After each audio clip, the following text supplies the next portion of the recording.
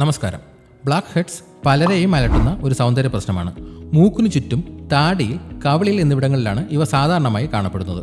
Black heads വന്നാൽ അത് എങ്ങനെ മാറ്റിയെടുക്കാമെന്ന് പലരും ആലോചിക്കാറുണ്ട്. നമ്മുടെ വീട്ടിൽ തന്നെ എളുപ്പത്തിൽ ചെയ്യാൻ പറ്റുന്ന ചില വഴികൾ നോക്കാം.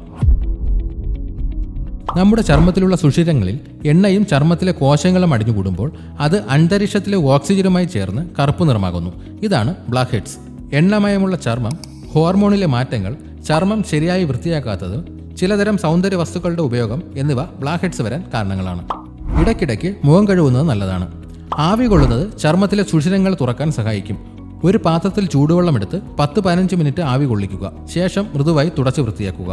തേനും കറുവപ്പട്ടയും ചേർന്ന മിശ്രിതം ബ്ലാക്ക് ഹെഡ്സിനെ അകറ്റാൻ സഹായിക്കും.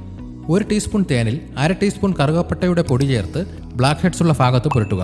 10-15 മിനിറ്റ് ശേഷം കഴുകിക്കളയാം. ബേക്കിംഗ് സോഡയും വെള്ളവും ചേർത്ത മിശ്രിതം ബ്ലാക്ക് ഹെഡ്സ് ഉള്ള ഭാഗത്ത് പുരട്ടുന്നത് സുഷിരങ്ങൾ വൃത്തിയാക്കാൻ സഹായിക്കും.